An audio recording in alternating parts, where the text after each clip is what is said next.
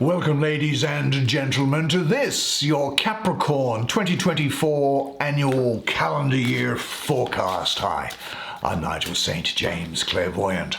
Now, what we're going to do is we're going to take one card for each month of the year, and that will give you a good overview as to how the rhythm of things are happening for you during the course of 2024. Do you know, it's interesting, I've lost count of the number of Capricorns that I've done one-on-one clairvoyant readings for over FaceTime and Skype in the course of the last year, and if you might be interested to see what's involved in that, just have a look at the information that's in the description when you get to the end of the video. Now, I've also done a lot of healings as well. Now, readings, of course, I charge for, I have to, but healings, the spiritual gift of healing was provided to me on the basis that I get nothing in return for it. And so that is provided for free. No strings attached, no obligations, nothing will be sold or recommended to you. So if you or someone that you know is interested in that, then that information is in the description box as well. Now, the highly talented and attractive Capricorn, you know that there are no video advertisements breaking their way into this content, and so you get to enjoy this moment that we have together without the interruption of video ads into the content. So let's get it underway, shall we, and see what these really interesting medieval cards have got to say for us. This January is Justice, and there's February, which is the Ace of Swords. March is Ace of Cups. April is the Moon. May is the Chariot. June is the Magician. In July, we have the Hierophant. August, everyone's favorite month, Queen of Coins. September, King of Swords. There you go. October, the Star. Oh, I'd love to see that. Good card for you, that, the Star, I think. And let's see what this is here. The Lovers, interesting. And then finally in December, what do we have? Let's pull something from down in here. And it is this, the Four of Swords. Well, that's great news. Why don't I pull a vision around? You come here, sit down here next to me. You and I will have a good close look at this fascinating medieval painting artwork together while I do the reading for you. What a great set of cards this looks like for you. Let's look first at, you remember it's January through to June and July through to December, don't you? Now, let's have a look here at Justice in January. Well, this is very interesting, this Justice card, and what I'm seeing here, I'm looking at this predominant color of blue over her head or crown chakra, and also the color of green. Now, blue is the color of spiritual and intellectual powers, such as thinking, ideas, wisdom, and green is the color of creativity, the power to put ideas into action. Now, everything down here, these scales and this object, they're downward pointing, which says, I think, that your powers of thought are directed towards and put in contact with the earth and will serve you. It's an earthly power that's coming around here. Nothing wrong with some material benefit, and success is there. What can we also obtain from it? I think there's also a period here where there's some balance, obviously, with this scales, centering, and also the balance of opposites. Now, it says justice, so justice will be received by you. But I also think that you might be standing back and suspending any action that you take before you make a really good decision about the path forward. There's an objectivity around you, a standing back. I think what's also the case here is that you'll be taking stock of your life, I think, to see what is useful and what should be let go, and you'll be thinking clearly about your life ahead, and You'll be aware, of course, that all actions have consequences. You know that, don't you? But now is the time when you'll be having a clear vision of the possibilities and choices ahead of you, and you'll be applying the insights that you've gained so far in order to live a balanced life. I think it's also speaking about you discovering and then following your true path and what gives your life the most meaning. Now, when you are going through this process of thinking and organizing choices that are ahead of you, in February here, you might have a difficulty making your mind up about which is the right way to go. It's important to concentrate your energy, of course. And we have here the Eight of Swords. Now, Swords is difficult. I don't think it is for you here, because I'm seeing here, spiritually, Jupiter in the first decan of Gemini, that 21st to the 31st of May. Well, Jupiter, the great benefic of the zodiac, it is the ruler of Sagittarius. And in order for Gemini to come into Jupiter to come into Gemini, it has to travel 180 degrees across the zodiac wheel to the opposite side to get into Gemini. And so Jupiter is going to be in detriment in Gemini. Jupiter will therefore be weakened. And the very curious, inquisitive, mind-testing nature of Gemini is going to inhibit Jupiter. So a weakened Jupiter means that maybe you've got the feeling that you can't get what you want due to too many, that's the Gemini aspect, distractions, which, frankly, may or may not be self-created. Because there's so many things going on in your mind, you may have a fear of failure. You might be at this time thinking of holding yourself back, even quitting before you start because you think you will fail. Well, fortune favors the brave. Look at what it is that you want. Test your assumptions and don't ignore risks. There may well be in your mind a time where you say, I've got a problem with my endurance, or I'm worrying, and that worry comes from thinking too much, and there could well be, as I say, a difficulty in making a choice. Well, the thing to do is to let things rest and develop on their own for a while. As long as doubt concerning your decisions remains, don't go for anything new. Now, Jupiter here is the representative of unforeseen and unexpected change for the better, and problems which seem unsolvable in February will find their own solution in their own way. You know, it's funny because I just have this feeling with you that there's something of an analysis paralysis going on here, but it might be that you are that you are torn between alternatives. Well, relax, as I say, and let things develop. And say this to yourself: I am relaxed and I trust life.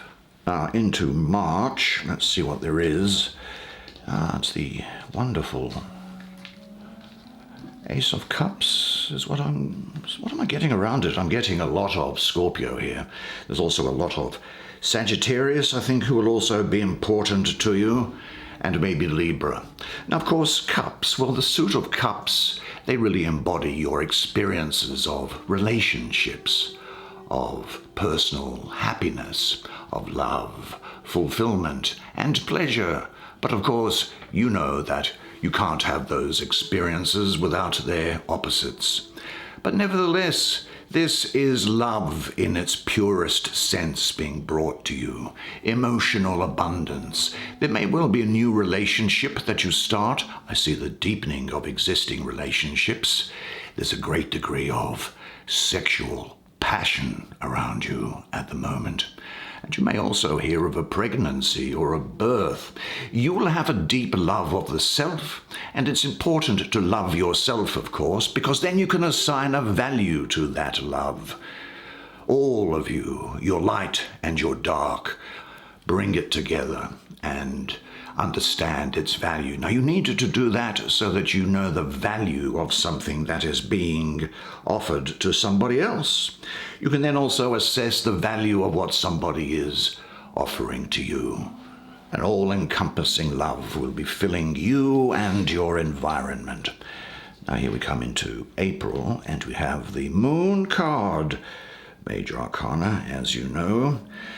Well, what's this got to say for me? I think, well, because the moon goes light and dark and light and dark, this is speaking to me of something of a resurrection for you, where you have great confidence in yourself. Now, spiritually, I see Neptune in Pisces here with Venus exalted. Now, Pisces is very much associated with the subconscious, with emotions, with intuitions, and also with artistic endeavors. And Neptune in Pisces, well, Neptune's watery depths are associated with dreams, visions, and the imagination, which links it in well with the moon, I think. There is, in a sense here, when something is not going right, and you might be asking yourself, is it a reality or is it an illusion?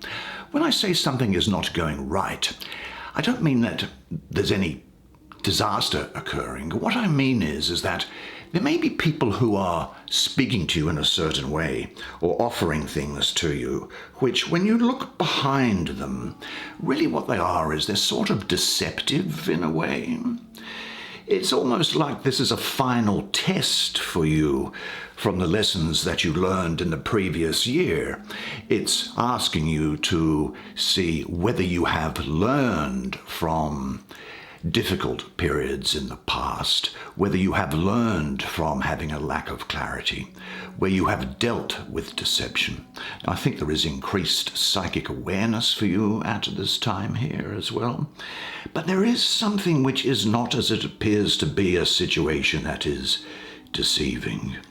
Now, I think what also is here that this is asking you to focus on your shadow self, your subconscious or your hidden self. It's important to do that. We all have shadows, and it's important to embrace your shadows because they are part of whom you are, and give them your love and attention as well. Don't lock the shadows up in a small room inside of you without seeing the light of the day or the warmth of your love, because then they can just turn strange. It could be that you are harboring, is it the case, some negativity that you have suppressed or maybe not even become aware of, and there is a need to release this destructive energy at this time. You will know what I'm talking about when you get here into April. And very often these thoughts or patterns, feelings, they arise sadly from childhood, and they may have been repressed, and they're having a negative impact on your current situation. Nevertheless, I think at this time you will have heard the call of the unknown. You will be on the threshold of new experience. Now, pay attention to the voice of your heart and scrutinize calmly and carefully offers that you might be receiving from other people. Now we go next into, what would it be, May, and this is the Chariot. Oh, this looks like a biblical scene that's here. And the fundamentalists, those very literal fundies, as I call them, will know, I assume that, see, I'm pretty sure that this refers to a scene that's found in the second book of Kings, chapter 2, verses 10 to 14 from memory, where there is the prophet Elijah, and he's walking with his student Elisha along a road. There were no Ubers in those days, of course. And the prophet says to his student, look, before I am to be taken up, is there something I can give to you? And the young man says, give me a double portion of your spirit. And in I'm sure it's verse 10 of that second chapter of 2 Kings. The prophet says, look, this is a difficult thing that you've asked me to do. If you see me as I am taken from you, this wish of yours will be granted to you. If not, it will not. And it goes on to say, as they kept on walking and talking, a fiery chariot with fiery horses suddenly appeared and separated one from the other. And Elijah went up to heaven in a whirlwind.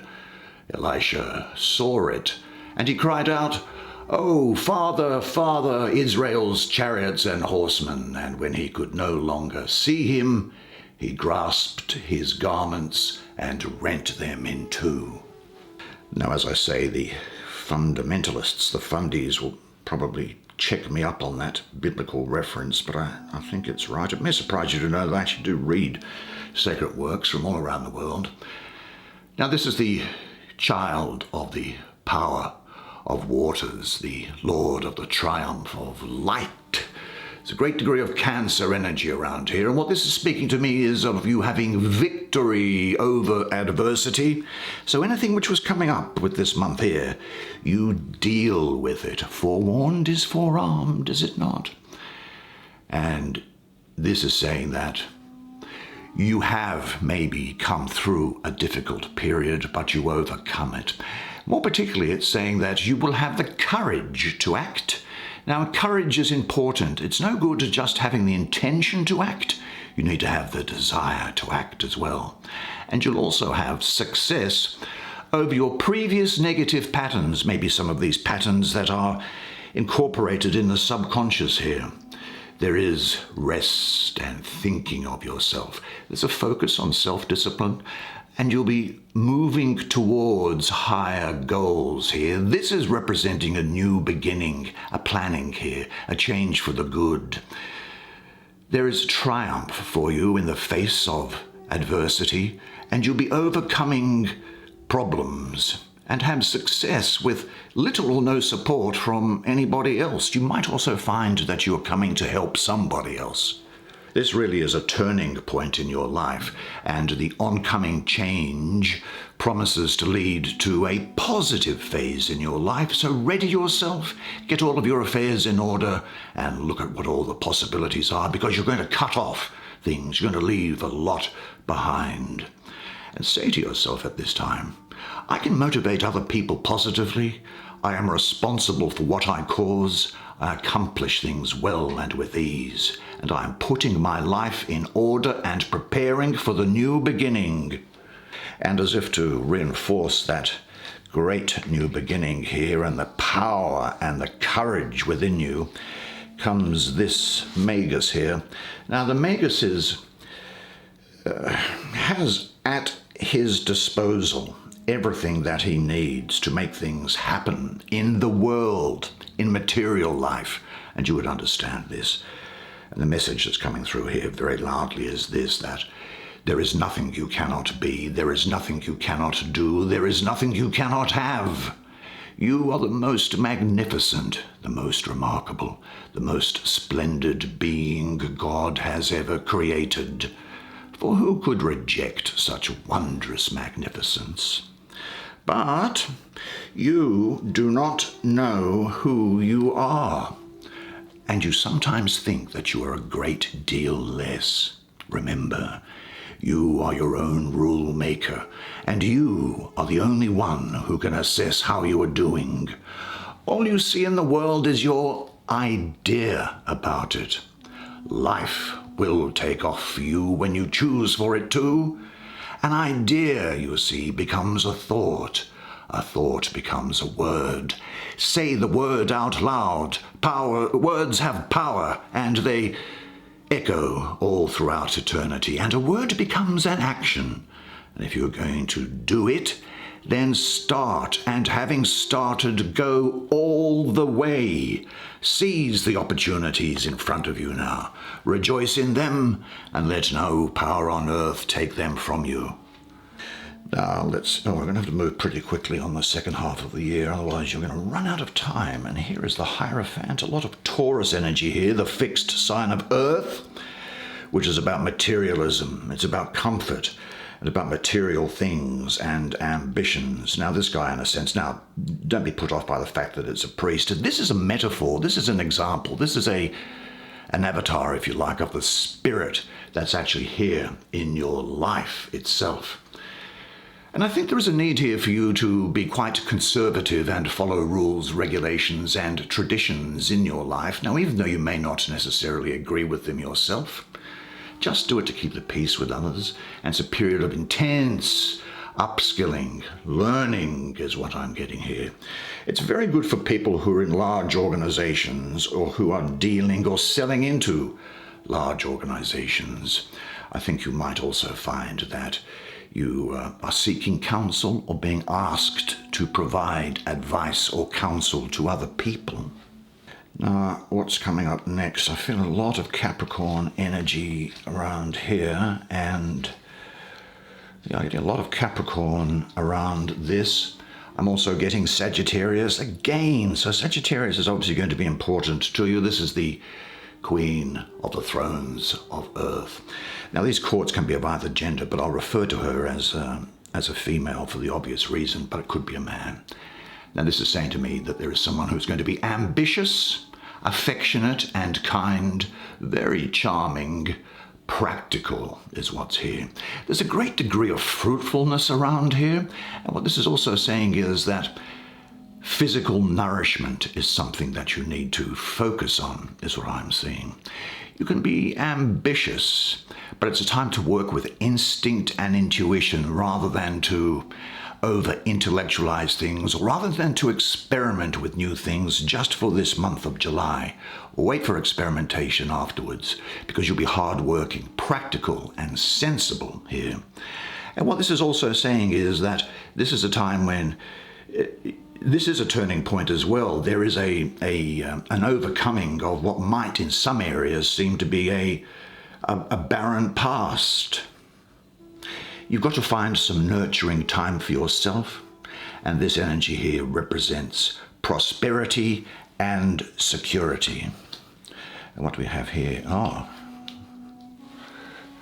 Well, in August, you get past that time of sort of reflection and contemplation that's indicated by this Queen here, and you really start to make things happen. This is the Lord of the winds and breezes. And I'm having around here Gemini and Taurus. That's an energy that's here. And I think that's because you're going to have the energy of the mind in Gemini with the influence and stability and determination of your sister earth sign of Taurus. You will be active, clever, skillful, fierce and courageous.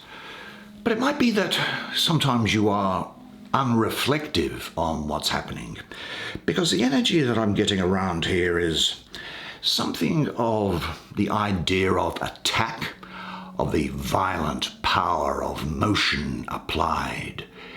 You, like him, will be like the wind, the storm, and your moral qualities will be skill, subtlety, and cleverness. You'll be fierce, quite delicate, courageous, but you might find that you are altogether consumed by your current idea, which comes to you almost by way of inspiration without necessarily reflecting or considering it. Remember I said, examine all the assumptions, make sure risks are not ignored. You'll be very goal-oriented, but you will have great flexible powers of the mind here. You will have a great knowledge of what your goal is, of who you are, and of what you are working towards. But remember, each goal is just a milestone on the way to your ultimate destination. And then, well, the universe is really rewarding you, because we do need to move through quickly now. Here is the star, and the star is appointed here. A lot of Aquarius around this energy here, a lot of originality around it. What's sticking out to me is this, across her heart chakra, that 7-pointed star, which I think will say that you have prudence, faith, love, zeal, hope, kindness, and meditation. The 7 virtues. Saturn ruling Aquarius with Neptune exalted. Now, Aquarius is all about the individual and uniqueness, and yet it has an overall humanitarian aspect to it. Well, you will share these qualities in that this energy is reminding you of the divinity and the uniqueness within you, while encouraging you to be a pipe for bringing down your highest potential. There's an inspiration that's here, the crystallization of ideas into form, a self-recognition, I think recognition from other people as well, a trust in yourself, maybe a connection to universal intelligence. There's hope, happiness, opportunities, optimism, and cosmic blessings raining down upon you. Now, we spoke about Gemini before, and here in November is a lot of Gemini energy. Now, what does this suggest to me? The lovers, well, love obviously is coming in here. Attraction, I think you'll find that you're very sexually attracted to somebody else, even if you don't necessarily act upon it. You'll be approaching people. There's connection. There's a union of opposites through love and becoming conscious through relationship. Now, Gemini, there's the twins, so it's also about choices being made for you. You're at the crossroads with something, and you may well be going into business with someone or organizing a supply arrangement or a new customer relationship. Here is what I see. But you'll have a great degree of commitment with you, and I think there is the need to make a major life choice on the direction ahead of you. Now, this may mean that it may not necessarily seem major at the time, but it is going to turn out when you look back in 12 months' time to be the case. Now, every attempt at approach, union, connection is an expression of the passionate urge to re-establish the lost oneness that I have here. Now, every individual, every man, every woman contains the duality of male and female. They are just expressed differently through the psychology of the genders. And they express themselves in different and often contradictory personal characteristics, so you would understand that. And finally, to finish the year in December, we have your old friend Jupiter coming in here, and I think this is Jupiter in the third decan of Libra, 14th to the 22nd of October. Look, Libra wants to find balance in your life, and this need can often induce unrest. It can also induce indecisiveness. But Jupiter is coming in here and giving you a period of rest now from difficult situations, as well as opening your higher mind's flexibility, which is needed to resolve conflicts in life. And Jupiter is allowing you to move on into the next year. You'll be calm, centered, and you'll have a real mental clarity.